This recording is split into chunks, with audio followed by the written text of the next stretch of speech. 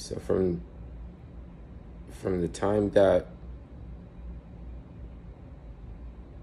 you can be happy for someone for getting together and making some revenue, like Syria and China, we already understood that we could either go broke together or get rich together. It's only because of the relationship to a pact between China and Russia that you can't be happy for Syria if they get together and make money with China. It's kind of convoluted. The only thing more convoluted is the rap game or something like this. Why is it, okay, look, it might be good for the internet, but it's not good for the community or something like that kind of stuff.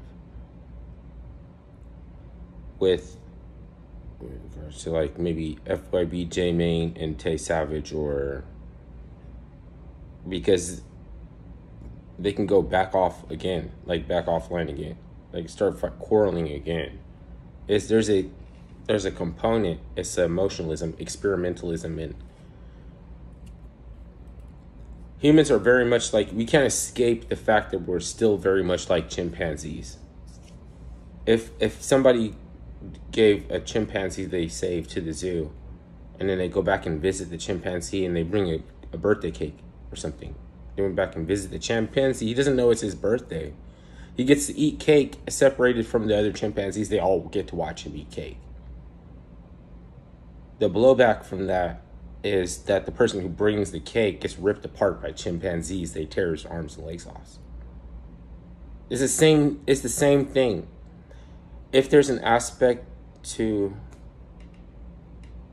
a dominating hegemonic power or whatever, hegemonic power, there's going to be the shadow or the virus of terror.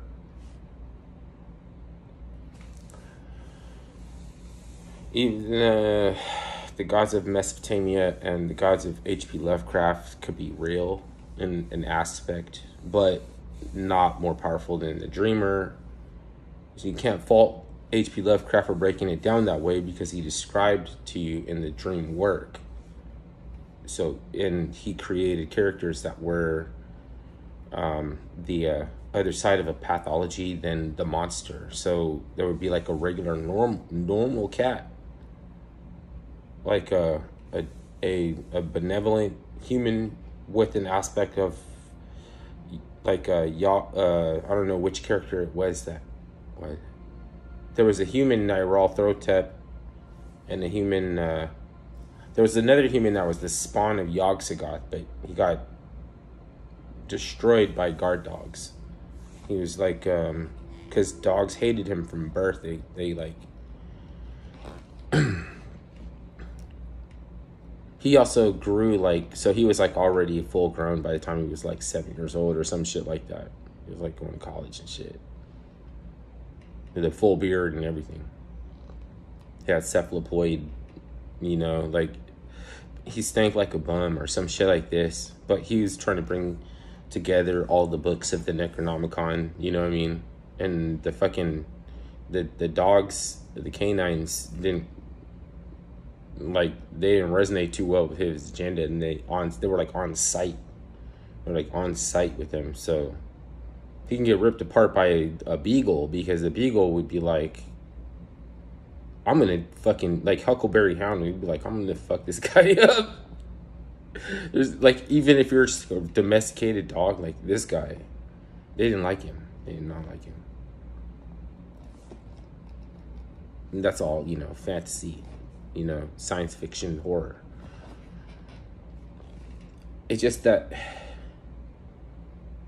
it can demonstrate something. So even though H.P. Lovecraft was kind of a outcast Aristotelian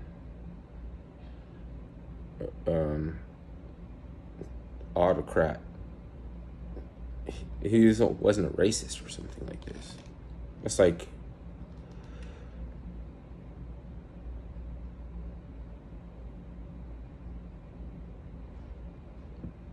but he did come up with Migos. And I'm starting to question whether the rap group Migos is in a ritual, because if they, were, it's like they didn't come up with their own name. Like, I think they were approached with a name Migos. And because they would be like, they can be in a ritual and not know it, because it's like, oh yeah, amigos. It makes sense. Amigos, Migos. No, they're a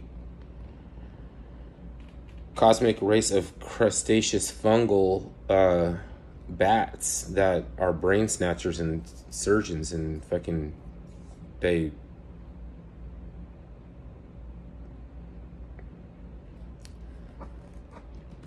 like, I don't know why you would want to be named Migos if you're not an enthusiast about horror science fiction. It could be a ritual. It's a different approach than death by numbers. They can knock out all kind of people with death by numbers, and then they take a different approach, and you would think it was never a ritual.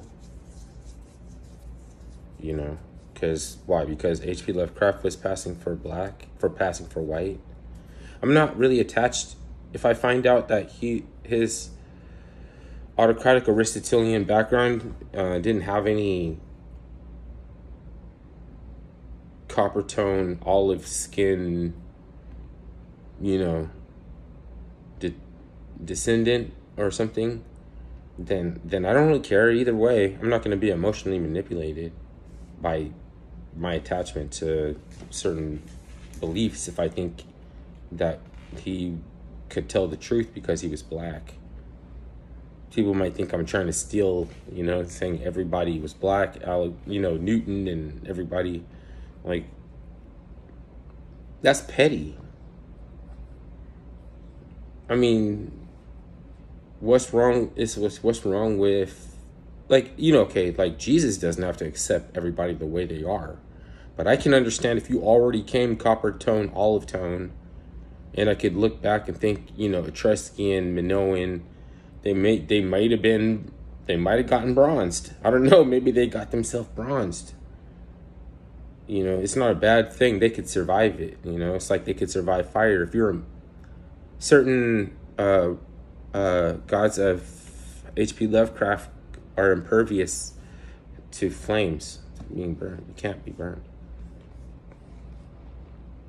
Something about passing for white in the late 1800s, or anywhere between 1700s and the turn of the 20th century.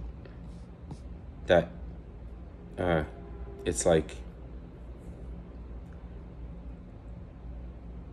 it's similar to vibration, like in timelessness, when you can, back in the day, you could come up with scripture.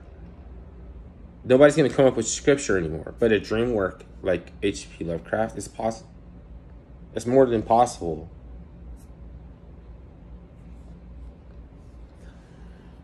I'm not tripping if how white he was, or even if he's in proper English. You can get away with saying words that we can't today comprehend, that you wouldn't be meant in a way that's negative. It just meant, like, okay, the word niggerly, what you put the ly at the end of it. It meant forlorn. It meant something has been no longer been upkept. So it's like people have moved on. It's an old fence. Somebody could easily come and nail and tap and paint and fix, and they look nice and new, but they're not coming back. That means niggerly. So you got the impression from his writing sometimes that he's racist. I'm just demonstrating that in he wouldn't know what you were talking about. He wouldn't know what you were talking about. And there's no really useful application to pointing out to him that he's passing for white, because I don't know if he would like that either. He'd be like, that's all kind of confusing. And I don't even know why you're here talking. Like, I don't even know why you're discussing this. He wouldn't have a problem if you made uh, uh, other literary creations based on his creations. How do you know he'd be mad? Because other people have come along after and taken further some, the furtherance of some of his characters.